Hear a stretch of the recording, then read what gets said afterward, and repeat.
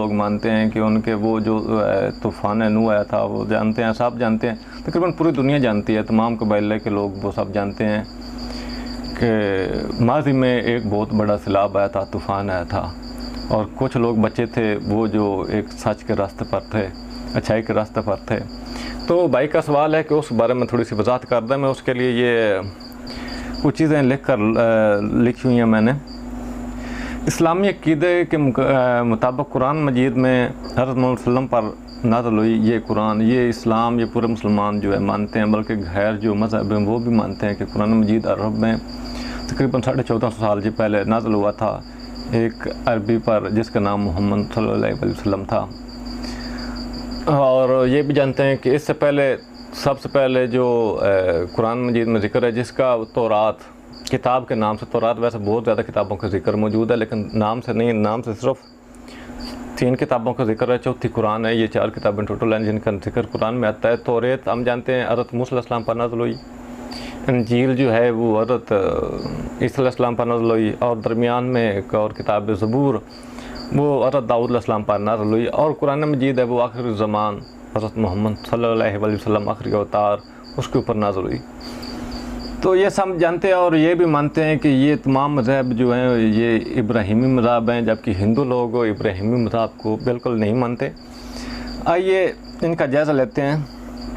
इनका जो दावा है कि हमारी जो वेद है ये अलहामी किताब है, यानी कि अल्लाह की तरफ से, ईश्वर की तरफ से आसमानी किताब है, और ये मुख्तलिफ़ ज़मानों में मुख्तलिफ़ अदवार में ये नाज़िल हुई थी रोशनियों के ऊपर। चुनांचे हनूद और इब्राहिम मज़हब के किसी भी पैगम्बर को ये नहीं मानते, हिंदू लोग इब्राहिमी मज़हब को बिल्कुल नहीं मानते। और एक बात और है, मज़हब आलम में तमाम जो हिस्ट्रीज़ हैं अगर पढ़ के उठा लें, कोई भी तारीख़ी मज़हब है, कोई पुराना है नया मज़हब है, तारीख़ उठा लें, उनको कोई ना कोई बानी ज़रूर होगा।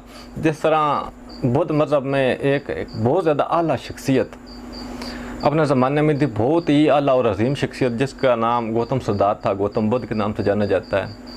और इसके बाद एक ईरानियों में जो अहले फ़ारस थे, इनके पास जिनका दावा है कि हमारे पास पैगम्बर आए हैं, ज़ातश्त उसका नाम था, ये फ़ारसी लोग इनका जो मज़हब है। इसके बाद बहुत ज़्यादा मतलब जो भी मज़हब है तकरीबन दुनिया के हर मज़हब में कोई ना कोई बानी, कोई ना कोई अवतार ज़रूर है, कोई ना कोई पीछे इसके ज़रूर है। लेकिन वह एक हिंदू धर्म है, हिंदू धर्म है, मज़हब है जिसके जो वैसे धर्म जो नाम है ये मजबूती और कायम रखने वाले को कहते हैं। इसके बाद जो हिंदू वहद एक मज़हब है, धर्म है जिसका नबी आज तक खोया हुआ है। ये अलहामी कुतुब जो हैं आज तक किसी भी हिंदू को ये नहीं कह सकता कि ये फ़लाँ आदमी पर नाज़िल हुई, फ़लाँ पैगम्बर पर नाज़िल हुई, फ़लाँ जो अवतार है उसके ऊपर नाज़िल हुई, इस बात का बिल्कुल भी पता नहीं है। आइए थोड़ा सा जायज़ा लेते हैं इस बारे में भी। हमारे पास एक रसूलुल्लाह सल्लल्लाहु अलैहि वसल्लम की हदीस है जो सही बुखारी में है। इनके खोए नबी के बारे में बात करते हैं। ये नबी वसल्लम की हदीस है, क़यामत के दिन हज़रत नूह अलैहिस्सलाम को बुलाया जाएगा, यानी कि क़यामत के बाद जिस दिन वो हशर होगा और 50,000 का वो एक दिन होगा, उस दिन वो सब अंबिया तमाम मखलूक़ात इंस व जिन्न जो खड़ी हो जाएगी, उनका हिसाब किताब होगा। सबसे पहले नूह अलैहिस्सलाम को बुलाया जाएगा और पूछा जाएगा क्या उन्होंने अपनी उम्मत को एकामे खुदाबंदी से सरशार किया था, क्या उन्होंने खुदा के जो अहकामात थे क्या उनको पहुँचाया था। तो हज़रत नूह अलैहिस्सलाम कहेंगे बेशक अल्लाह, मैंने आपके तमाम अहकामात अपनी उम्मत तक पहुँचाए थे। फिर हज़रत नूह अलैहिस्सलाम की उम्मत से जो है पूछा जाएगा कि नूह अलैहिस्सलाम ने तुम तक हमारे अहकाम पहुँचाए थे। वो लोग इनकार करेंगे और कहेंगे कि हमारे पास तो कोई डराने वाला ही नहीं है। वो इस बात से मुकर जाएंगे, बिल्कुल ही इनकार कर देंगे, फिर जाएंगे इस बात से ऊपर और इनकार कर देंगे कि हमारी तरफ कोई डर सुनाने वाला, कोई खुशखबरी सुनाने वाला, कोई बताने वाला अहकामात खुदाबंदी बताने वाला कोई आया ही नहीं है। तो फिर हज़रत नूह अलैहिस्सलाम से पूछा जाएगा क्या तुम्हारे पास कोई गवाह है। वैसे अल्लाह ताला तो जानता है, वो रहीम करीम है, वो खुदाबंद यकता, वो तो सब कुछ जानता है ना, वो तो हमेशा से वो सब कुछ जानता है। पूछा जाएगा तुम्हारे गवाह कौन है हज़रत नूह अलैहिस्सलाम से। वो कहेंगे मेरे गवाह मोहम्मद सल्लल्लाहु अलैहि वसल्लम और इनकी उम्मत के लोग हैं। फिर ये उम्मत और मुस्लिम गवाह बनेंगे और बताएंगे कि ऐ खुदावंद यकता, ऐ तमाम जहानक रब, ऐ रब्बुल आलमीन, नूह अलैहिस्सलाम ने, आपके पैगंबर ने इन लोगों तक पैगाम पहुंचा दिया था, तो पूछा जाएगा तुम्हें कैसे मालूम? तो हम कहेंगे कि ऐ खुदावंद यकता, ऐ रब्बे कायनात, हमने तेरी उस किताब जो एक मोजज़ाती तौर एक किताब है, जो क़यामत तक के लिए है, एक मुस्तकिल किताब है, जो एक मोजज़ों का मोजज़ा है, कुरान हकीम में हमने पढ़ा था कि नूह अलैहिस्सलाम ने जो है अहकामात खुदाबंदी पहुँचा दिए थे, और ये बात सच है। आइए आगे देखते हैं। एक तरफ से हम जानते हैं कि हिंदू कौम का नबी खोया हुआ है, और इनका दावा है कि इनकी तरफ कोई नबी नहीं आया, कोई डर सुनाने वाला नहीं आया, और ये हदीस भी बता रही है कि हज़रत नूह अलैहिस्सलाम की उम्मत इन्हें पहचानने से इनकार कर देगी। और यही बात हो रही है कि हिंदू आज कहते हैं कि हम, हमारी तरफ कोई नबी आया नहीं, हमें तो किसी ने कोई पैगाम दिए नहीं। दूसरी बात यह कि जिनको ये वेद का पेश करते हैं, वो कहते हैं इस्लामी किताब, कहीं ना कि किसी ना आदमी पर यह नाज़िल तो हुई है ना, क्योंकि इनमें अगर तौहीद आप देखेंगे तो कुरान मजीद और इसकी तौहीद बिल्कुल मिलती जुलती है। बहुत ज़्यादा इनकी चीज़ें जो इस्लाम और हिंदू मज़हब में, वेद में जो यकसानियत रखती हैं, इसके बारे में इंशाल्लाह मैं कभी वज़ाहत से बात करूँगा। गर्मी बहुत ज़्यादा है, और उम्मत जो है ये पहचानने से इनकार कर देगी, और ये कहेगी कि इनकी तरफ कोई नबी नहीं आया, ये कौम हिंदू नहीं। फ़िलहाल हमारा ये क़यास अगरचे बहुत कमज़ोर है, लेकिन अब कुछ मज़ीद नुकात आपके सामने पेश करता हूँ। पहले मैं इस बात से वज़ाहत कर चुका हूँ, नूह अलैहिस्सलाम सबसे पहले साहिब शरीयत रसूल थे। अरवलीन मुक़द्दस किताबें के लिए कुरान में मजीद में सहफ़ुल अवल्ला और ज़बरुल अव्वलीन से मैं ये बात पहले वीडियोज़ में बता चुका हूँ कि इनकी जो वेद हैं ये वो ज़बरुल अव्वलीन में से हैं जो पहले साहिब नाज़िल हुए थे, और हिंदू लोगों को इस बात का भी पता नहीं है ये कब और कैसे नाज़िल हुए थे। मैं कुर्बान जाऊँ इन मुसलमानों के ऊपर, इन आलमों के ऊपर, इन मुहक्किकीन के ऊपर जिन्होंने इसकी भी खोज निकाली थी। इसकी हकीकत दूसरी जानब हमारे सामने मुर्खीन हिंदुओं की जानब से ये दावा भी है, इनका मज़हब, इनकी मुक़द्दस किताबें दुनिया की अव्वलीन मजहबी किताबें हैं, यानी कि सबसे पहले जो मज़हब थे, बुनियादी मज़हब में से ये किताबें मौजूद हैं। इसलिए हिंदू अपने मुक़द्दस साहिब को आद ग्रंथ और उगियान कहते हैं। ये अमर इस बात की तरफ इशारा करता है। एक और बात बता दूँ, आद ग्रंथ और अज्ञान ये संस्कृत के लफ्ज़ हैं। अगर आप अरबी में इनको ट्रांसलेट करेंगे तो इनके मैंने ज़बरुल अव्वलीन या सैफ़ अवल्ला ही आएंगे। कुरान मजीद में जिनका जिक्र किया है ज़बरुल अव्वलीन, वो जो पहले नाज़िल हुई थी किताबें, कुरान मजीद में बिल्कुल इस तरह वज़ाहत कर दी। ये संस्कृत के लफ्ज़ हैं आद ज्ञान और ओ ज्ञान।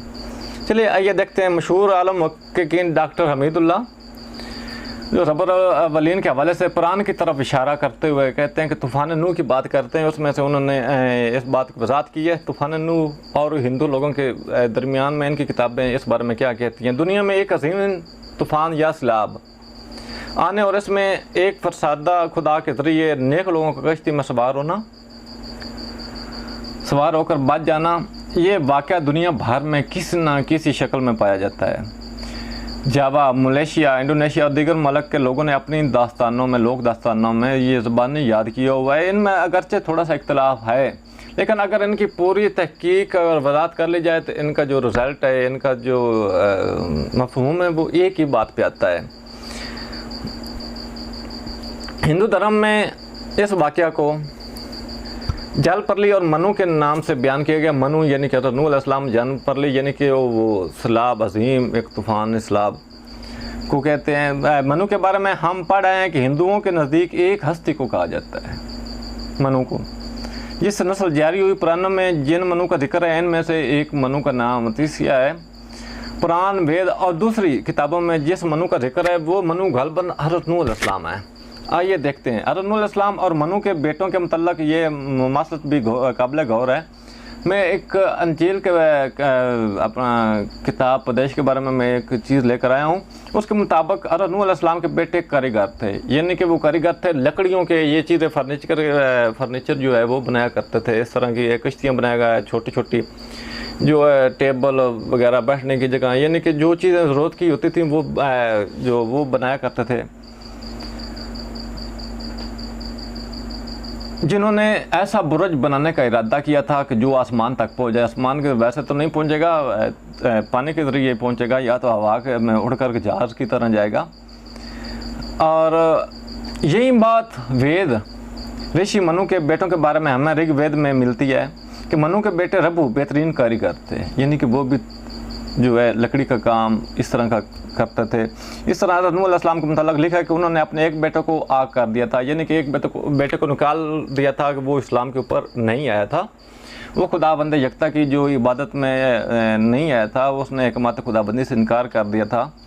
और मनु ने भी एक बेटे नबीद को आग कर दिया था। ये बात बहुत ज़्यादा ये सब भी जानते हैं, हिंदू लोगों में ये आम है कि मनु के जो 3 से 4 बेटे थे, एक बेटा जो उन्होंने आग कर दिया था क्योंकि वो एकमात्र खुदाबंदी में नहीं आया था, उसने इनकार कर दिया था उन बातों का और वो शिरक पारी रहा। इस तरह उन्होंने एक मारूफ फ़रेंसी मुसन्नफ़ देवबाइस उसका नाम है, उन्होंने 40 साल लगाए हिंदू मज़हब के ऊपर तहकीक करते हुए। 40 साल तक हिंदुस्तानी तहज़ीब का मुतालिया किया और इन्हें समझा और इन्हें जांचा।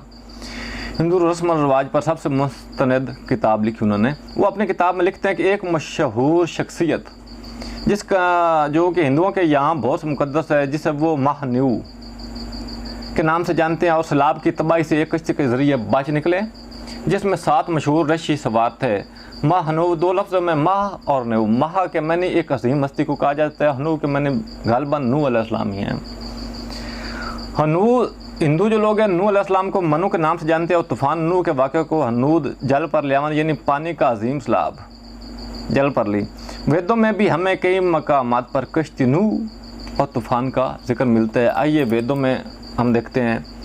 ऋग्वेद में मंडल नंबर 9 सोकत नंबर 73 और मंत्र नंबर 1 में उस असर ने 3 बुलंदियों को काबू करने के लिए सदाकत कश्ती बनाई जो एमाल साला करने वालों को पार लगाती है। आप देखें कुरान में भी इस तरह का जिक्र है कि मैंने जो ईमान वाले हैं, जो सदाकत यानी कि अमल साला करने वाले हैं, जो बद अमल करने वाले हैं उनके ऊपर तो अज़ाब आएगा, जो अमल साला करने वाले हैं उनको उसमें सुबार होना होगा।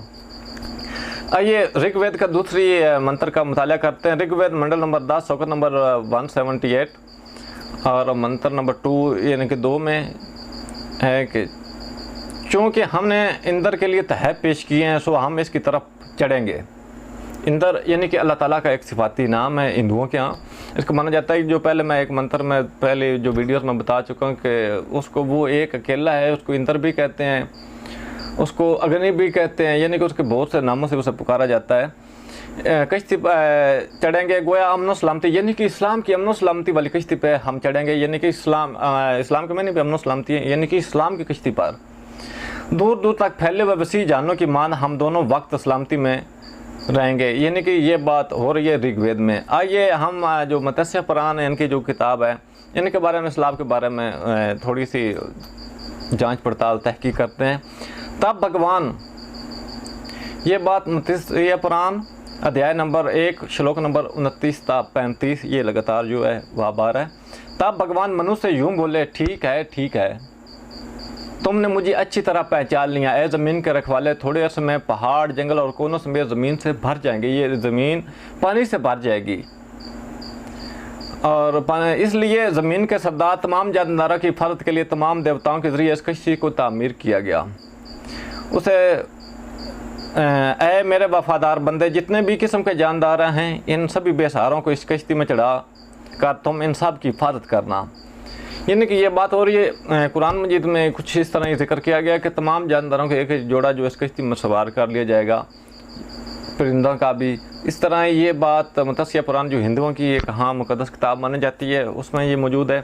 आइए भविष्य पुराण इनकी जो किताब है आइए उसका मुताला करते हैं। उसका भविष्य पुराण का जो श्लोक नंबर जो है 45 से 60 तक ये बात बयान की जा रही है। विष्णु का बंदा, विष्णु खुदाबंदी की एक सिफ्त अल्लाह को कहते हैं।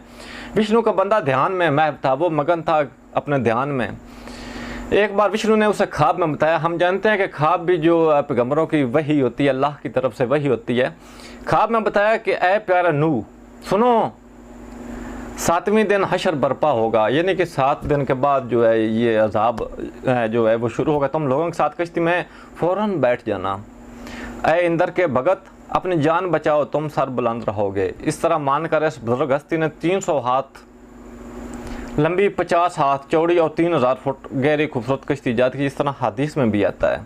सभी जानदारों को जोड़ो और अपने अहल ख़ानदान के साथ सवार होकर विष्णु के ध्यान में महव हो गया, यानी कि वो उसकी इबादत में मसरूफ़ हो गया। और 40 दिन तक ज़बरदस्त बारिश हुई।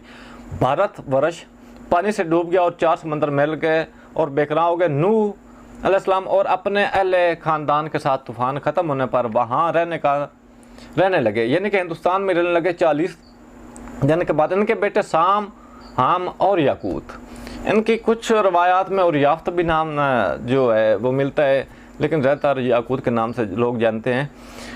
साम, हाम और याकूत नाम से मशहूर हुए। ये बात भविष्य पुराण श्लोक नंबर 45 से 60 में मौजूद है। इन श्लोकों में असल संस्कृत में नू की जगह न्यू इस्तेमाल हुआ है, साम की जगह सिम इस्तेमाल हुआ है। और यजुर्वेद की तफसीर में तूफ़ान नूह के हवाले से मज़ीद तफसील है। आखिर में एक अहम तरीन शहादत हिंदुओं के हज़रत नूह अलैहिस्सलाम से तल्लुक़ के हवाले से ये है कि अक्सर कौमें अपना कैलेंडर किसी मजहबी रवायात से शुरू करते हैं। जिस तरह जो मुसलमान हैं ये हिजरत नबी सल्लल्लाहु से जो शुरू करते हैं, जो क्रिश्चन हैं ये हज़रत ईसा अलैहिस्सलाम की पैदाइश से शुरू करते हैं, और हिंदू हैं वो अपने मौजूदा जो अहद कलयुग, इस अजीम वाक़या यानी कि जल पर्यावरण यानी कि अजीम जो वाक़या पेश आया ये सैलाबी, इससे वो शुरू करते हैं। इसके बाद जो 40 दिन के बाद ये फिर नस्ल जो साम और हाम और याकूत जो चली, इससे शुरू करते हैं। इसके बाद हर 60 साल के वक्फे को 1 साल मानते हैं। इसके बारे में एक वजाहत और भी है। लोगों का कहना है कि हज़रत हारून अलैहिस्सलाम, हज़रत नूह अलैहिस्सलाम का जो दरमियाना वक्फा है वो तकरीबन 10 सदियों का है, 10 कुरून का है, 10 नस्लों का है। इसके ऊपर बात यह है कि मुख्तलिफ रवायात में मिलती हैं। कुरून लफ्ज़ हदीस में है, कुरून ज़माने को भी कहते हैं, यानी कि 10 ज़माने। एक ज़माना 1000 साल का भी हो सकता है, एक ज़माना 10,000 साल का भी हो सकता है, एक ज़माना 60,000 साल का भी हो सकता है। जिस तरह हिंदू की जो पुरानी रस्म किताबें हैं उस वक़्त के अगर वो साल को गिनते थे तो वो 60 साल का 1 साल हुआ करता था, 60 साल का यानी कि 1 साल। कुरान मजीद के गवाही के बाद हम तारीख की तरफ रुजू करते हैं। अगर ये फ़र्ज़ कर लेते हैं कि तूफ़ान नूह 5000 तकरीबन 5000 कबल मसीह से पहले किसी दौर में आया था और किसी महल्ले वस्ती एशिया था, बराह रास्त आर्यों से इसका तल्लुक़ जुड़ जाता है जो बाद में हिंदुस्तान में उतरे। लेकिन यह महल्ले को अगर तब्दील कर दिया जाता है, जैसा कि बाद में इनका ख्याल है कि तूफ़ान नूह बैनुल नहरीन तहज़ीब का वाक़या है, तो इसके आसार हमें आर्याई कल्चर के बजाय कदीम वादी सिंध से मिलते हैं। और इसमें काफ़ी सबूत मिलते हैं, बिलखुसूस वेदों का तरसों और या दो कबीला जिनका गहरा तजारती तल्लुक़ इन तहज़ीबों से रहा है। लेकिन इस सूरत में यह तल्लुक़ नूह के बजाय इनकी औलादों से जुड़ जाता है, यानी कि नूह अलैहिस्सलाम तो फिर 60 साल तक तकरीबन वो ज़िंदा रहे। वो उस वक़्त भी बुढ़ापे की शक्ल में थे और उनके जो 3 बेटे थे उनके भी इलाके जो है, हाम की जो इलाका था वो हिंदुस्तान और अफ्रीकन, और जो याकूत का इलाका था वो चीन, मंगोलिया, जापान, यानी कि ये बहुत ज़्यादा इलाके में बर्मा तक ये फैले हुए थे। और शाम जो थे एशिया और यूरोप, ये लोग इधर थे जिनसे मज़हब इब्राहिमी चले हैं, यानी कि यहूदियत, ईसाईयत और मुसलमान जो हैं वो उसकी लाई हैं। नूह के बजाय इनकी औलादों से जुड़ जाता है। हम भी जानते हैं कि तूफ़ान के बाद जो जहाँ से भी हम चलेंगे, मुसलमान हैं, क्रिश्चन हैं, हिंदू, कहीं पे सिर्फ चलेंगे तो उनका जो तल्लुक़ है वह नूह अलैहिस्सलाम की औलाद तक जाएगा, उन तीनों बेटों के यहाँ ही जाएगा जिन्होंने बैनुल नहरीन और वादी सिंध की तामीर में अहम किरदार जो है वो अदा किया था। हड़प्पा की भी तहज़ीबें जो इसका खुलम खुला जो है सबूत हैं, और मुंजदारों भी काफ़ी इसके बारे में वज़ाहत करती हैं। और मैं समझता हूँ कि अब जो सवाल का जवाब पूरा हुआ। अगर किसी और भाई का सवाल है तो वो कर सकता है।